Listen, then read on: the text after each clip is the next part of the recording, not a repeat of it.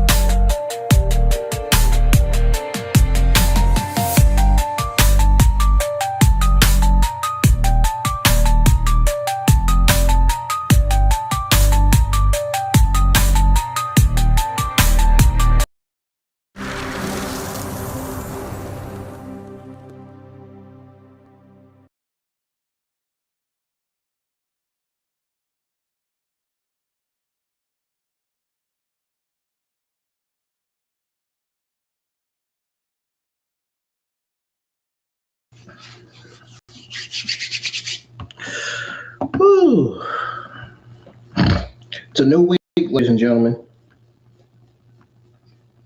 It's a brand new week of wrestling.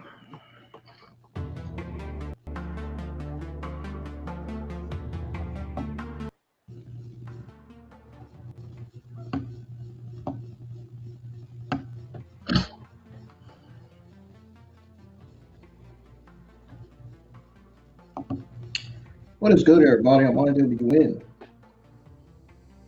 This is your Saturday Night Main Event 44, May 2026 watch along or review. This is a review, it's not a watch along. Don't be fooled or confused.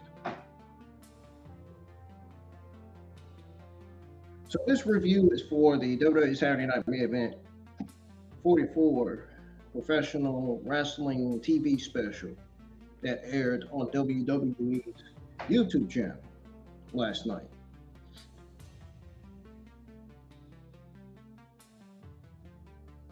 Now, I told you guys before I even hit the live button that my overall grade is mid-C garbage. And I stand on that because outside of 2 matches, this whole show was complete, unimportant, and unwatchable trash. And I put that exact line on the thumbnail so the people know what time it was before they even clicked.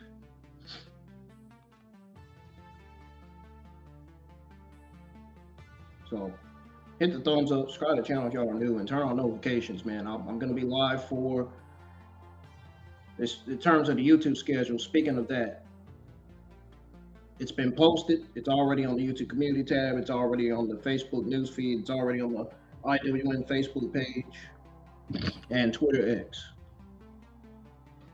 I will be live for Raw tomorrow. I will definitely be live for Raw, for the Raw Saturday Night Main Event Fallout / WWE Clash in Italy Go Home show. We'll also be live for NXT Evolve and the SmackDown Clash in Italy Go Home show. The Clash Italy Go Home show of SmackDown. And then we'll be live for that super card event that AAA is airing on WWE's YouTube channel this Saturday night. And then Sunday afternoon, we'll be live for WWE Clash in Italy 2026 premium live event. I appreciate those of you for tuning in here. Again, make sure you hit the thumbs up, subscribe to the channel if you're new, and turn on notifications. We're going to go ahead and get to it. I'm ready to explain the whole thing.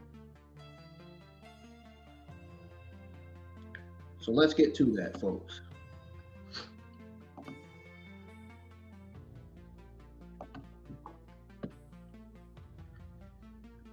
Let's go ahead and put this on the screen. And remember, this is going to be audio only. I'm not showing my face for this. I'm putting it on the screen too. So everybody else that tune in will see that.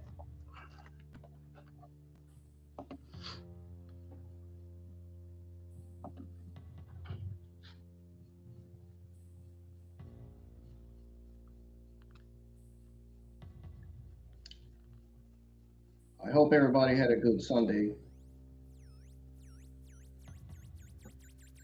But I am the only one that came up with the decision to go live for a Saturday night main event review because I want y'all to hear my actual thoughts on this and how I really felt about it.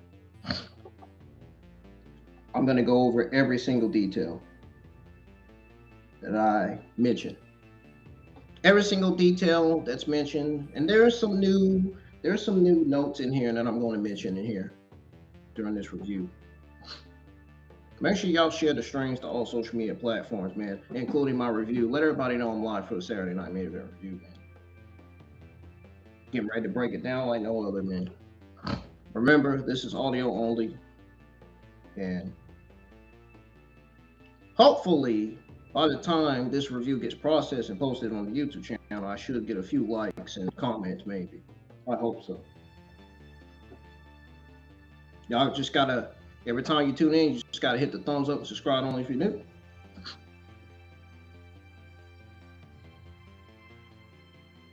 But anyways, enough with the chit-chatting about the subscribing and hitting the thumbs up stuff. Let's go ahead and start with the WWE Saturday Night Main Event review here.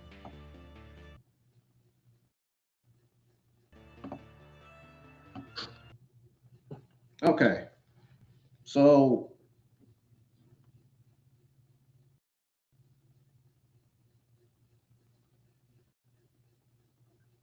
let me tell y'all from the beginning all the way to the end with no repeats. So I stopped saying the same stuff over and over on these streams. And y'all get every single thought I had watching this thing live. You know what I'm saying? They opened the show last night with Rhea Ripley, Charlotte Flair, and Alexa Bliss. Alexa! Versus Jade Cargill, B-Fab, and Michin in a nothing. I'm gonna call it a nothing 6 women's tag match because that's exactly what it was, a nothing waste of a time 6 women's tag match. And I am calling this mid-C at best, like I did last night, because the crowd in the building really was dead before the first lockup.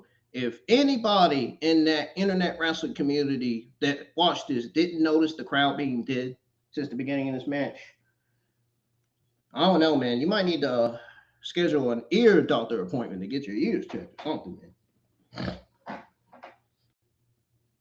When I tell you the crowd in the building was dead before the first lockup, I mean in a serious way that it legitimately set the tone for how flat this match really felt.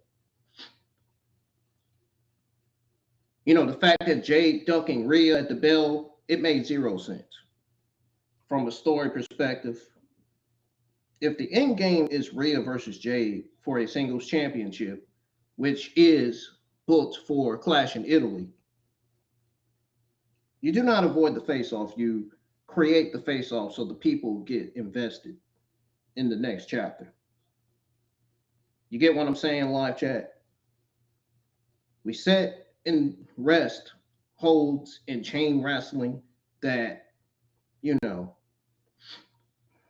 that had no urgency and no stakes. But you got to get people invested in the next chapter. Also, there was no chemistry between either side because you could tell these 6 had not tagged together before, and creative gave them nothing to pretty much work with.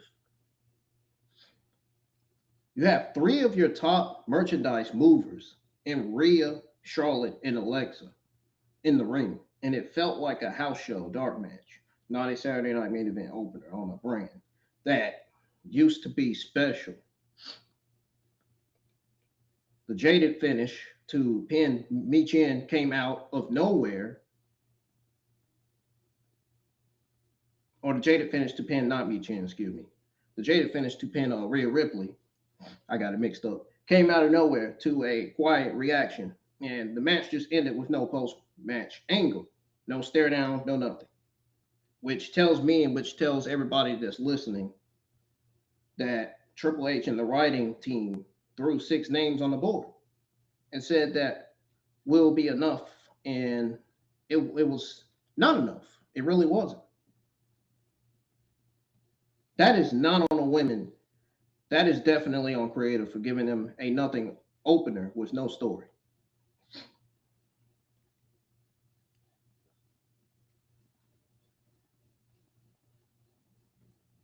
I want to give Sol her flowers because for the first 4 minutes of this match, I was all the way in, and I thought we were getting a star-making TV performance because Sol's offense was crisp. Her timing was on point. Becky Lynch was bumping and sailing like Sol was already a main eventer, which is what a veteran is supposed to do to elevate somebody. The pace was strong. The counters made sense. This was tracking to be a solid B minus television match that would get Sol over with the casual audience. Then the finish happened and it killed the match. Did because Becky goes for the Sol. Well, Sol goes for the Soul Snatcher. I think Becky also tried to steal Sol's move going for the Soul Snatcher, but like Sol Ruca countered into a backslide situation. And then I also remember seeing Becky stumbling into the referee on the break, and then Becky hitting the manhandle slam. Dead center covers, and the referee calls for a disqualification. Now, Wade Barrett literally said on commentary, he thought they announced the wrong decision because even the announce team was confused by what they were told to call. When your own broadcasters do not know the finish you have produced, bad television. You have pretty much produced, and you have wasted a good wrestling match and a star making moment for Sol Ruca. That is bad writing, bad producing, and bad communication. And it really pissed me off last night because the work before the finish deserved better. Match 3 is the only reason this show is not a flat F, and that was Penta versus Ethan Page Intercontinental Championship match. This is the men's Intercontinental Championship match, not the women's. Don't get it confused. Becky never put her women's IC title on the line for Saturday Night Main Event. This was a non-title match between Becky and Sol. I am calling this a solid B plus, like I did last night, because of the simple fact that this was a banger after banger after banger and after banger, and the entire internet wrestling community would agree with me when I say that, because the entire internet wrestling community literally tweeted out and said that the Intercontinental Championship match was a fucking banger. It was fucking impressive. It was fantastic. It was great.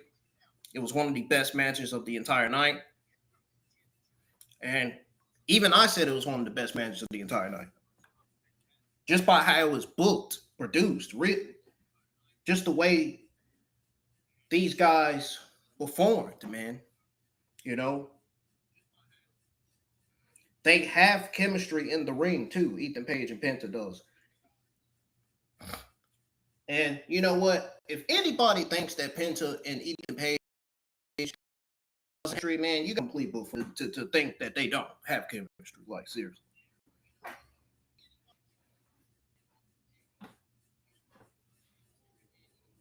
These guys worked their fucking asses off to give us a banger of a fucking Intercontinental Championship match. You don't think Penta and Ethan Page is getting paid big money for this shit? Yeah. You know they are.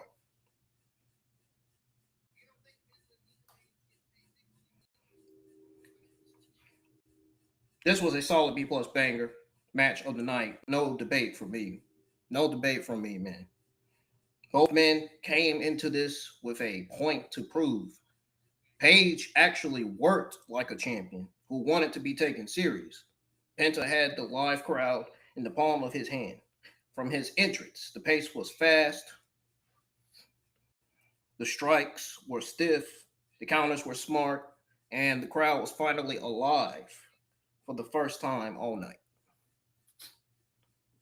The sequence with the exposed turnbuckle was built up and paid off because Paige exposed it earlier, cheating, and it became much cost him when to hit the destroyer onto the steel for the 3 count. And you know what? Believe it or not, that is how you actually book a finish. This is what Saturday Night Main Event is supposed to feel like when you let workhorses work.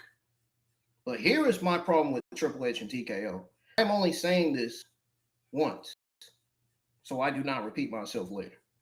You do not put the best match in the main event, and when you do that, you are telling me and the entire audience in the live chat and everybody in the internet wrestling community, even the wrestling YouTube content creators, that you do not respect Penta or the Intercontinental Championship right now because you put politics and part-timers over the best wrestling match on the fucking card.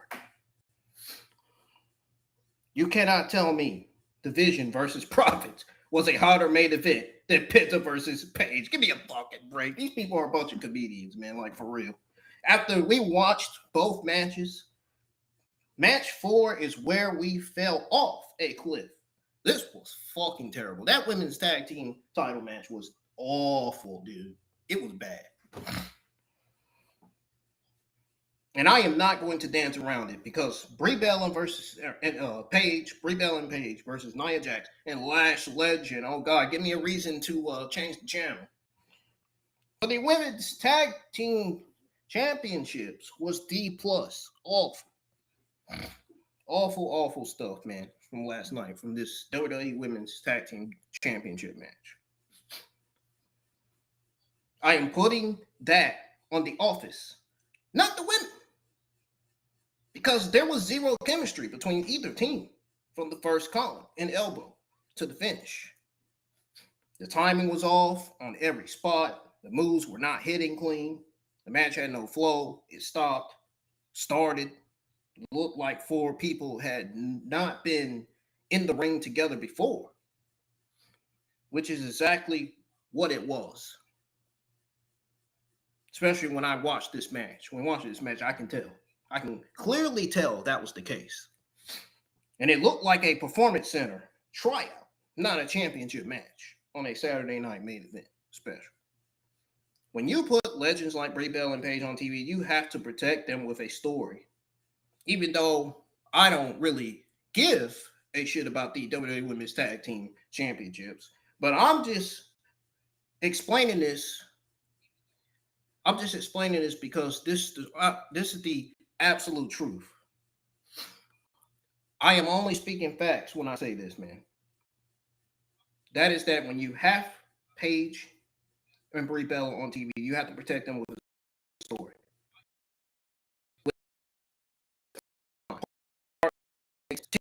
TKO is absolutely nothing.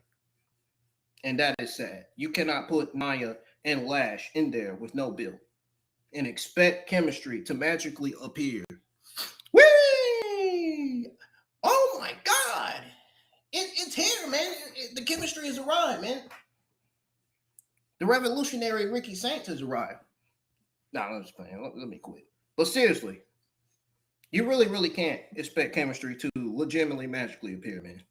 The women's tag division has been dead since the day they brought those belts back. It really has, like 1,000%. How many of y'all that's listening to this agree with me? I bet half of you do.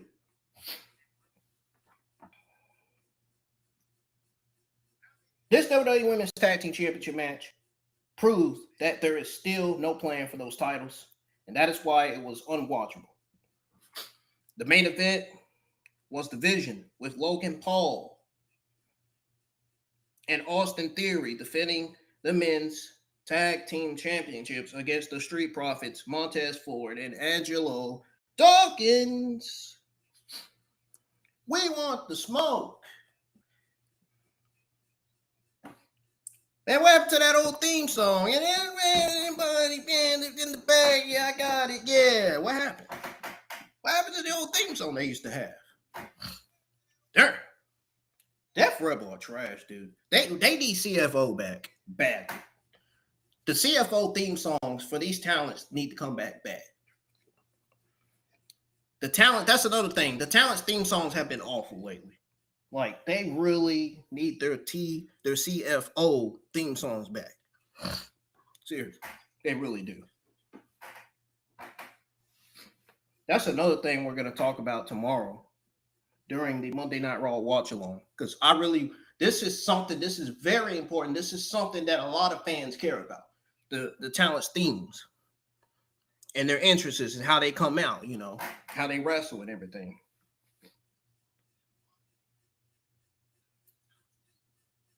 And when Tuesday night get here, we'll go over what kind of gimmicks that the Triple H administration and TKO needs to be given this new talent and how it needs to stand out, how these gimmicks need to stand out for this talent. We're going to talk about that as well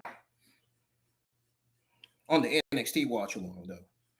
On the Monday Night Raw watch along, we're going to go over why the CFO theme songs need to come back for every single talent and why the Def Rebel theme songs are bad.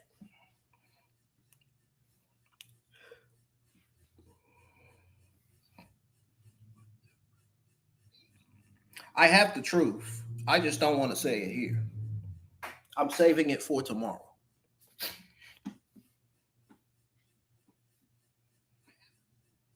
Now, back to this main event match with the Vision, Logan Paul and Austin Theory and Street Profits for the Men's Tag Team Championships match. Another tag division that did the Monday Night Raw Men's Tag Division and the SmackDown Men's Tag Division. I don't know how are you going to rebuild a tag team division for both brands when you don't even have Motor Machine Guns and the New Day. The Motor City Machine Guns and the New Day are two of the greatest tag teams of all time. You don't even have those guys on there. You did nothing but release them. Cutting and releasing talent is the same thing. It really is. And the fact that they released the New Day and the Motor City Machine Guns tells you everything you need to know about how the administration and TKO feels about both the SmackDown and Monday Night Raw tag team divisions. How much they can care less about them. But I'm going to be honest about this main event, for real. I'm going to be honest with y'all, chat. I did not care about this tag match whatsoever. I didn't even care about it before the bell. And I didn't care about it after the bell. Because for the simple fact that this was mid-C plus, and I am just like being generous with the plus because Montez Ford and Dawkins tried. Ford had them reeling early with a roll-up for 2. And a Topi, Khan, Hilo to the outside that got the crowd up. Back in the ring, the Doomsday Blockbuster almost won it. And the people in the building chanted, "This is awesome," while both teams recovered on the mat. Braun Breaker tried to run interference, and Dawkins threw him over the announce table, which popped the crowd. Paul Heyman put Austin Theory's foot on the bottom rope to stop a 3 count after a superplex. Frog splash combo, then Logan Paul blasted forward with the brass knuckles while the referee was dealing with Heyman and got the pin.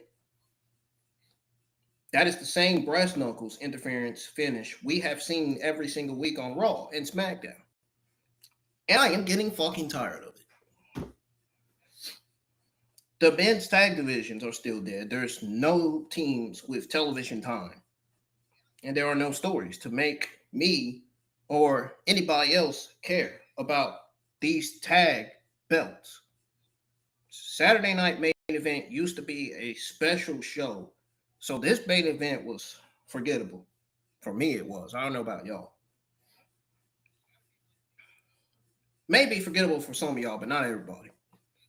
Because there were some people on Twitter X saying positive things about the match, and others had negative things to say about it. Can't blame them. This match did not feel big. So let me just simply close this whole card out with no repeats and hit the big picture once, because two matches had good wrestling before booking screwed one of them. And everything else on Saturday Night Main Event 44 was trash, which is why my thumbnail says outside of two matches, this show was complete mid-C garbage. And I mean that in a serious way. What killed Saturday Night Main Event 44 was bad booking, because you cannot put Bree and Paige versus Nia and Legend on TV with no story and expect it to work. It's pretty much what I call bad replacement, because you do not put Penta versus Paige in the main event where the best match belongs. Bad finishes because a DQ that confuses Wade Barrett and Michael Cole makes your whole product look Bush League. And dead divisions because both sets of tag team titles means nothing right now with no teams and no plans.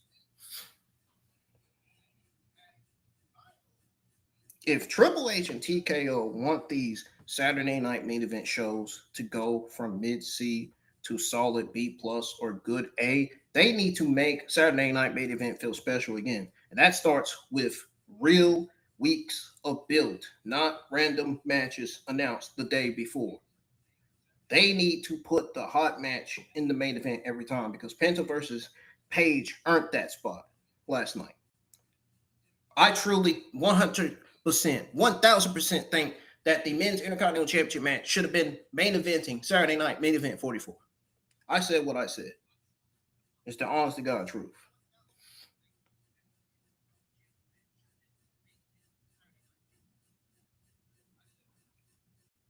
The people would have popped bigger for that close. They really would have. They legitimately need to stop the Heyman interference, though, and the breast knuckles finishes every week, because the audience is bored of it, and it is not getting anyone over anymore. It's just not. They need to actually fix the tag divisions with real teams that get promos and vignettes and stories, or take the titles off TV until there is a plan, because right now those belts are props, and they need to write finishes that do not confuse your own commentary team, because the broadcasters do not know what is happening. The viewer at home checks out. Right now, Saturday Night Main Event feels like a C show, and that is an insult to the history of the Saturday Night Main Event name. That used to be a big deal in the 80s and the 2000s. I do not hate wrestling. I hate lazy booking. And Saturday Night Main Event 44 proved to be just that. From top to bottom, with one great match carrying the card. And live chat, let me know right now, was I wrong, or was this show dog shit like a lot of people in the comments?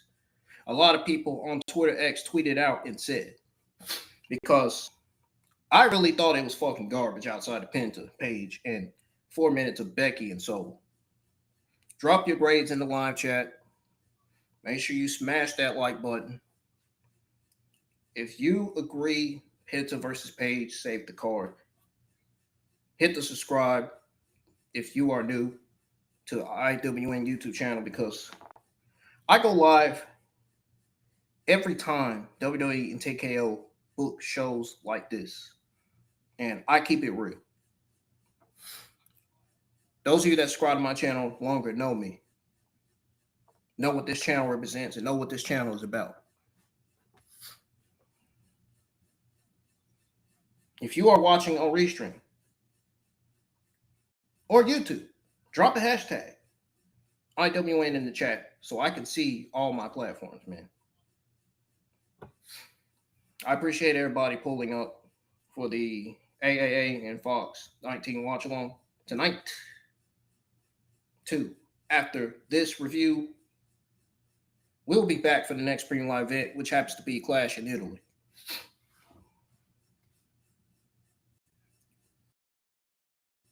Of course, the Saturday night main event is like a pro wrestling TV special.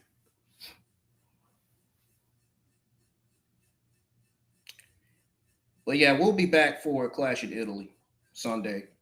Till then, Triple H and TKO needs to do better because the fans are not dumb. We are not going to pretend mid-season booking is good A television. Now, let's go over the Monday Night Raw card for tomorrow's Raw, because I just saw that earlier. Or Adam Pearce already did his video thing.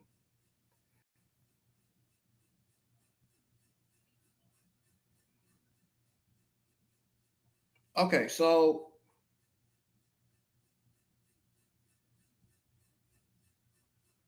the lineup for Monday Night Raw tomorrow. The lineup for Monday Night Raw is Bayley and Lyra Valkyria versus the Judgment Day. You got Oba Femi opening Raw, and then you got another Roman Reigns and Jacob Fatu contract signing.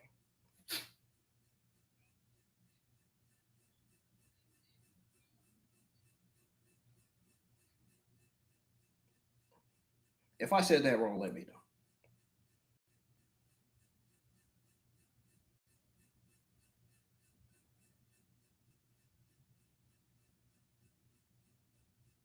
Honestly, man,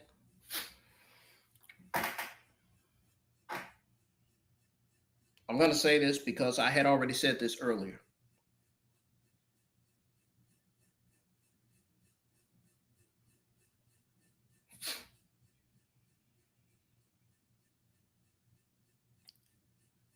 They really need to stop. Monday Night Raw, one thing about Raw is that they need to stop being repetitive. They need to stop giving us the same old stuff every week. They're starting to get like SmackDown. That explains why we got 2 weeks of mid-garbage Monday Night Raw television. Before that, we had 8 solid weeks of Monday Night Raw television, and then we had 2 mid-weeks of mid-season garbage. They have got to stop being so repetitive with this card, man, with these match cards and these shows and stuff. They really got to work on that, for real. People are speaking out in the Twitter X wrestling community, man. They're getting tired of this, like, for real. I'm one of those people that's getting tired of it. We need to start seeing new things every week, because here lately, most of the time, we've been seeing the same stuff over and over and over, man. It's just not going to generate more audience, man. It's just not. Or excitement.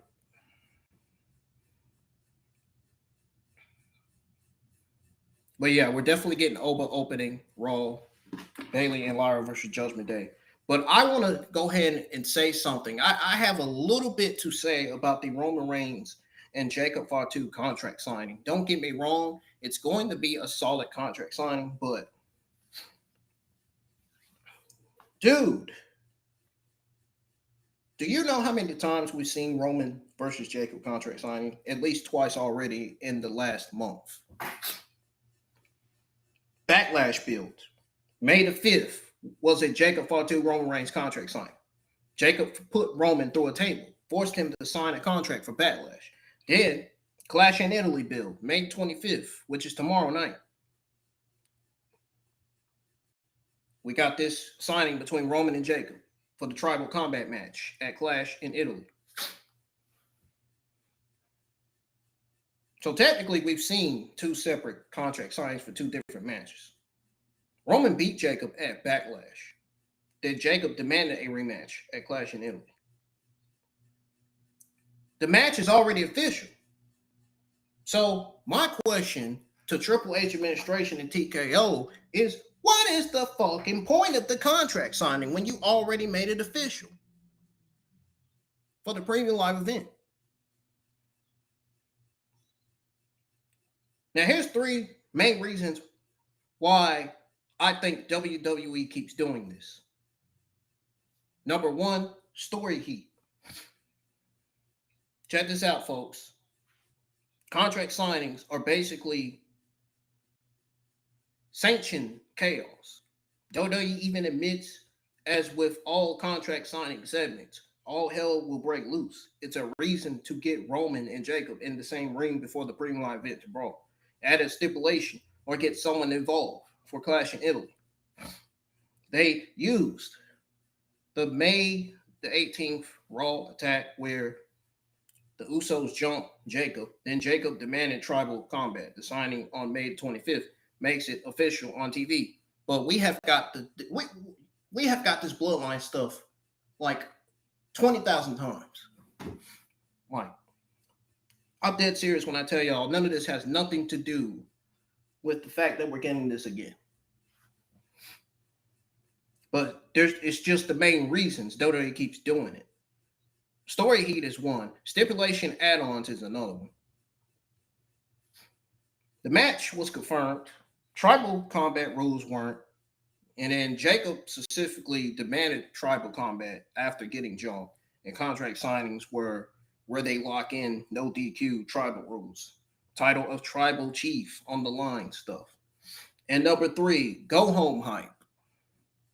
May the 25th Raw is the go home show before Clash in Italy. May the 25th Raw is also the Saturday night main event fallout.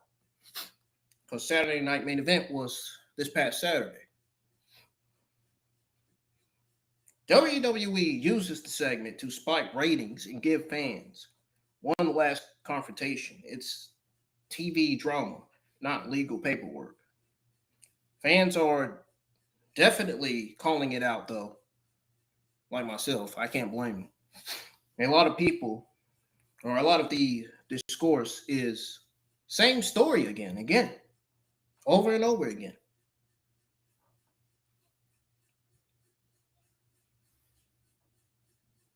It's like it's over the repetitive bloodline booking. People want a straight one-on-one without the Usos. You know? And basically, WWE knows the match is set, but the contract signings guaranteed 10-minute brawl plus promo plus chance to swerve with The Rock or someone interfering, or Solo or something, You know what I'm saying? But the bottom line is, it's going to deliver. It's going to be solid. But storyline heat, stipulation add-ons, and go home hype are the 3 main reasons WWE keeps doing this. So if you don't know, now you know.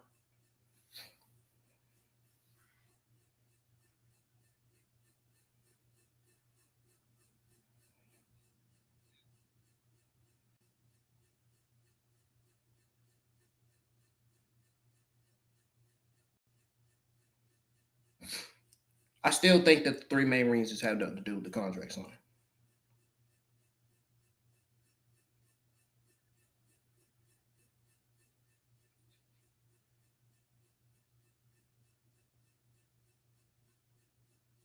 I really still think that.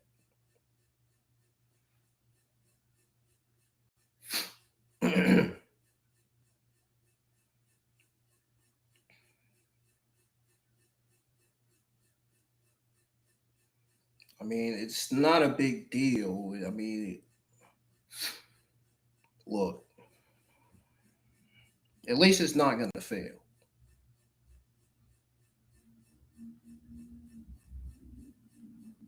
But it's like the second contract signing we've seen between these two. That's the point I'm trying to make. It's repetitive.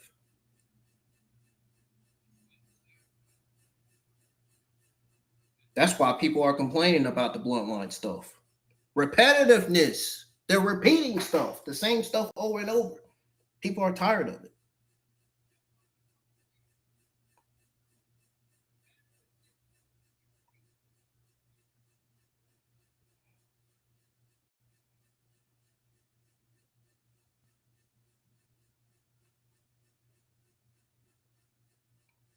Yep. That's that. That is those three main reasons, man. I don't think I have anything else to say, really, to be honest.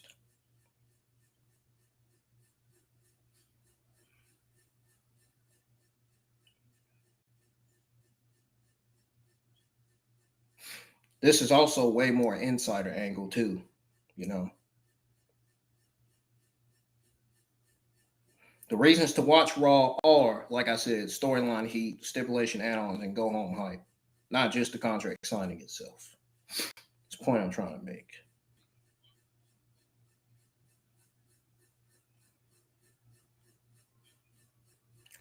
Well, folks, I'm getting the heck out of here, man.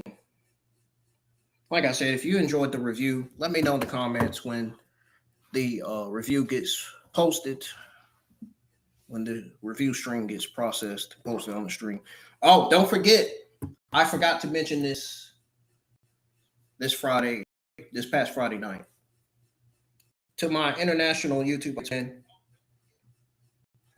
the closed caption will be available as soon as this review gets processed and put on the channel. All you got to do is push closed caption, auto translate, and choose the languages you want to listen to, you know, that you want to set it as, so you would understand what I'm saying.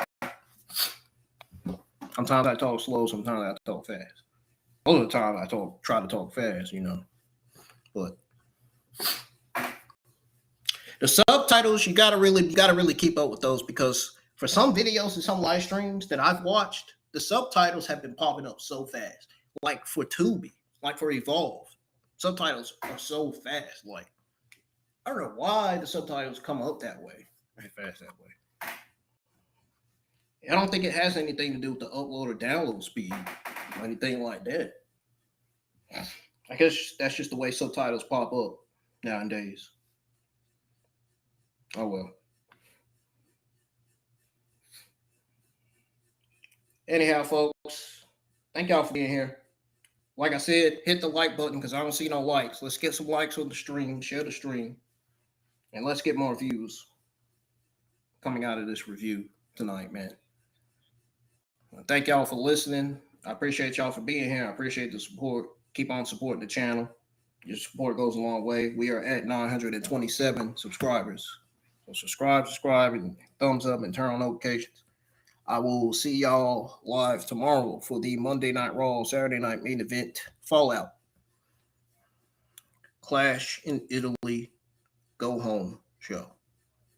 See you then, folks, and enjoy the rest of y'all Sunday night.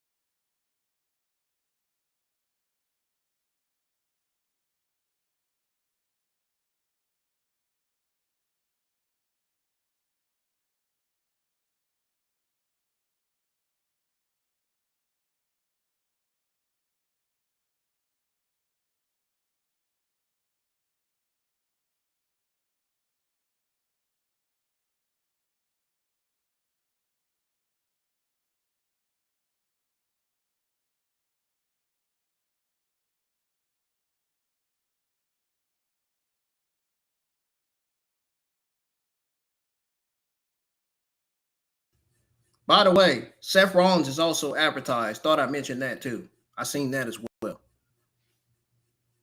See y'all tomorrow for Raw.